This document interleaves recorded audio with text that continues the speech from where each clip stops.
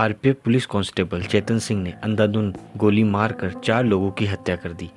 Borivali GRPF police ने आरोपी चेतन सिंह के खिलाफ आईपीसी की धारा 302 के तहत उसे गिरफ्तार कर लिया। पुलिस ने ट्रेन में मौजूद 2 कांस्टेबल का बयान दर्ज किया है। उन लोगों ने बताया कि उस रात उस सुबह आखिर हुआ क्या था। टीटीएस की वीडियो में एक बार फिर से खुशामदीद।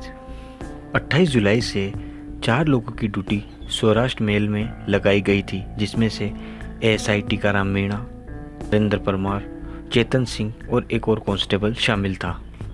30 जुलाई को हमेशा की तरह पूरी टीम रात को 9:05 पर स्वराज मेल ट्रेन से मुंबई सेंट्रल रवाना होती है। यह ट्रेन रात 1:11 पर सूरत पहुंचती है। वहां पर पूरी टीम उतर जाती है। वहां पर 2:53 पर मुंबई जयपुर सुपरफास्ट एक्सप्रेस पकड़कर मुंबई की तरफ रवाना होते हैं।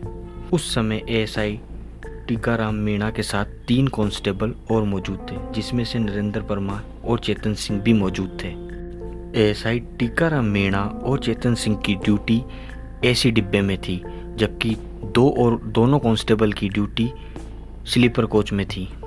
2 एसी कोच में मौजूद थे और 2 स्लीपर कोच में मौजूद थे। 4 लोग मौजूद थे उस ट्रेन में। ट्रेन के मुंबई के लिए रवाना होने के लगभग आधे घंटे बाद एक कांस्टेबल स्लीपर कोच से निकलकर B2 कोच में टीकाराम मीणा से मिलने गया। उस समय एएसआई टीकम मीणा के साथ चेतन सिंह और 3 टिकट निरीक्षक भी मौजूद थे। उस समय एएसआई टीकाराम मीणा ने बताया कि चेतन सिंह की तबीयत खराब है और चेतन सिंह भी कह रहा था कि उसकी तबीयत खराब है। चेतन सिंह एएसआई टीकाराम मीणा से कह रहा था कि उसे वलसाड स्टेशन उतार दे क्योंकि उसकी तबीयत खराब है, लेकिन टीकाराम मीणा ने उसे समझाया कि 2-3 घंटे की ड्यूटी और है। ट्रेन के मुंबई पहुंचने के बाद आप आराम कर लेना। यह टीकाराम मीणा उन्हें समझा रहे थे, लेकिन चेतन सिंह कुछ भी सुनने को तैयार नहीं था। जिसके तुरंत बाद टीकाराम मीणा ने अपने वरिष्ठ निरीक्षक हरिश्चंद्र को मोबाइल पर संपर्क किया। उन्होंने इस मामले की जानकारी मुंबई सेंट्रल कंट्रोल रूम को देने को कहा। टीकाराम ने तुरंत कंट्रोल रूम से संपर्क किया तो कंट्रोल रूम के अधिकारियों ने कहा कि चेतन सिंह से कहो कि ड्यूटी के कुछ घंटे बाकी है, उसके बाद वे मुंबई पहुंचकर दवाई ले लें और आराम करें। इसके बाद टीकाराम मीणा ने चेतन सिंह को समझाया, लेकिन वह कुछ भी सुनने को तैयार नहीं था और जोर देकर कहा कि वह कंट्रोल रूम से बात करना चाहता है। इसीलिए एएसआई टीकाराम मीणा ने तुरंत ही ASC assistant security commission Sujeet Kumar Pandey को संपर्क किया। उन्होंने भी चेतन सिंह को खूब समझाया, लेकिन चेतन सिंह कुछ भी सुनने को तैयार नहीं था। एएसआई टीकाराम मीणा ने एक पुलिस ऑफिसर को कोल्ड ड्रिंक लाने के लिए कहा। कांस्टेबल ने जब लाके उसको कोल्ड ड्रिंक दी तो उसने उसे नहीं पिया। इसके बाद टीकाराम मीणा ने कांस्टेबल से कहा कि तुम चेतन सिंह की राइफल ले लो और उसको आराम करने दो। उसके बाद कांस्टेबल चेतन सिंह को बोगी नंबर B4 पर ले गया, जहां पर कांस्टेबल ने उसको खाली सीट पर बैठा दिया और उसकी राइफल लेके खुद सामने वाली सीट पर बैठ गया। लेकिन चेतन सिंह आराम नहीं कर रहा था। 10 से 15 मिनट बाद वो उठा और उसने अपनी राइफल कांस्टेबल से वापस मांग ली, लेकिन कांस्टेबल ने वह राइफल उसे नहीं दी। कांस्टेबल के राइफल नहीं देने पे चेतन सिंह कांस्टेबल से हाथापाई करने लगा, लेकिन तब भी कांस्टेबल ने उसे राइफल देने से साफ साफ इनकार कर दिया था और उसे आराम करने को कहा।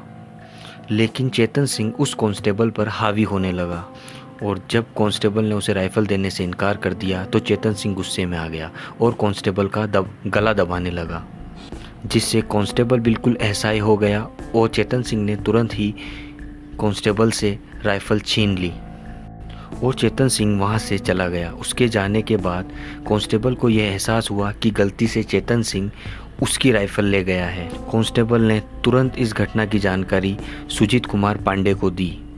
उन्होंने तुरंत ही यह जानकारी टीम प्रभारी को देने के लिए कहा। कांस्टेबल ने तुरंत ही इसकी जानकारी एएसआई टीकाराम मीणा को दी और घटना के बारे में टीकाराम मीणा को बताया कि चेतन ने इस तरीके से मेरी बंदूक मुझसे छीन ली है। फिर कांस्टेबल और टीकाराम मीणा ने चेतन को यह बात बताई कि गलती से उसने इस कांस्टेबल की राइफल ले ली है। तो चेतन सिंह ने उसकी राइफल लौटा दी और अपनी राइफल उससे ले ली। आरपीएफ कांस्टेबल ने बताया है कि राइफल लेने के बाद भी चेतन सिंह काफ़ी गुस्से में था। एएसआई टीकाराम मीणा उसे समझाने की खूब कोशिश कर रहे थे, लेकिन वो उससे बहस कर रहा था और लगातार झगड़ा कर रहा था और चेतन सिंह किसी की भी बात सुनने को तैयार नहीं था। तो कांस्टेबल वहाँ से चला गया और जब कांस्टेबल वहाँ से जाने लगा तो उसने चेतन को देखा तो चेतन अपनी राइफल का सेफ्टी कैप निकाल रहा था, जिससे कांस्टेबल को लगा कि यह गोली चलाने के मूड में है। कांस्टेबल ने यह बात टीकाराम मीणा को बताई और टीकाराम मीणा ने चेतन सिंह से तसल्ली से आराम से बात की और उसे प्यार से समझाने की कोशिश की। और यह सब चल रहा था और उसी वक्त कांस्टेबल अपने पेंट्री कार में चला गया। फिर 31 जुलाई की सुबह लगभग 5:25 पर जब मैं पेंट्री कार में था, ट्रेन सफाले से वेतरना रेलवे स्टेशन पहुंची। तभी मुझे नाला सुपारा स्टेशन पर तैनात आरपीएफ मेरे बैच के कुलदीप राठौड़ का फ़ोन आया। उन्होंने मुझे बताया कि तुम्हारे टीम प्रभारी टीकाराम मीणा पर फायरिंग हुई है। मैंने उनसे पूछा कि तुम्हें कैसे मालूम। तब उन्होंने बताया कि एसी कोच के अटेंडेंट के शुक्ला का कॉल उनको आया, जिसके बाद कांस्टेबल अपने साथी के साथ उस डिब्बे की तरफ और B5 कोच की ओर बढ़ने लगे और दोनों कांस्टेबल B5 कोच की ओर बढ़ने लगे।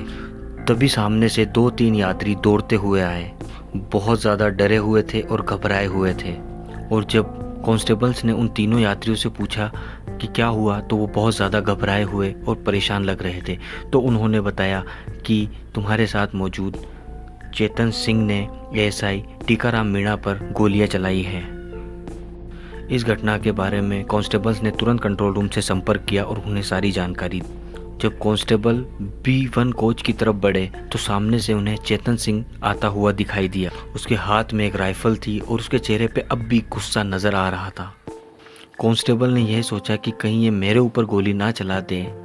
वह पीछे मुड़ा और स्लीपर कोच में रुक गया। करीब 10 मिनट बाद ट्रेन रुकी। शायद किसी ने चेन खींच दी। कांस्टेबल ने अपने फ़ोन में देखा कि आखिर ये ट्रेन कहाँ रुकी है। तो उसे पता चला कि यह ट्रेन दहिसर और मीरा रोड स्टेशन के बीच रुकी है। फिर उन्होंने बोगी का दरवाज़ा खोल के देखा तो चेतन सिंह ट्रेन से उतरकर पटड़ियों पर चल रहा था। उसके हाथ में अभी भी एक राइफल मौजूद थी। कांस्टेबल ने सभी यात्रियों से खिड़कियां बंद करने और नीचे झुकने को कहा और सब देखने लगे कि चेतन सिंह कर क्या रहा है। चेतन सिंह ने अपनी राइफल ट्रेन की तरफ तान रखी थी और बीच बीच में वह ट्रेन की तरफ फायरिंग कर रहा था, यानी ट्रेन ट्रैक पर भी उतरकर वह फायरिंग कर रहा था। कांस्टेबल ने कुछ गोलीबारी की आवाज़ सुनी और वह बाथरूम में जाकर छुप गया। कुछ देर बाद जब कांस्टेबल बाहर आया तो उसने चेतन सिंह को मीरा रोड की तरफ ट्रैक पे चलते हुए देखा। करीब 15 मिनट के बाद ट्रेन दोबारा चल पड़ी। उस वक्त कांस्टेबल बोगी नंबर 6 में आ गया। वहाँ पर एक यात्री को खून से लथपथ की स्थिति में उसने देखा और एंट्री कार में भी एक आदमी को खून से लथपथ देखा। लगभग सुबह 6:20 पर ट्रेन बोरीवली स्टेशन पहुंची। वहाँ बोरीवली पुलिस ने आरपीएफ की मदद से खून से लथपथ एक शख्स को पेंट्री कार से और एक को S6 कोच से और 2 अन्य व्यक्तियों को B5 कोच से बाहर निकाला। इन 4 घायल व्यक्तियों में एक एएसआई टीकाराम मीणा भी थे। जब चारों को बाहर निकाला और देखा गया तो वहां साबित हो गया था कि चारों की मौत हो चुकी है। इस तरह इस पूरी घटना में 4 लोगों की जान चली गई, एक एएसआई टीकाराम मीणा की और 3 बेकसूर लोगों की। तो ये थी मुंबई जयपुर ट्रेन की गोलीकांड हत्याकांड की कहानी। धन्यवाद दोस्तों।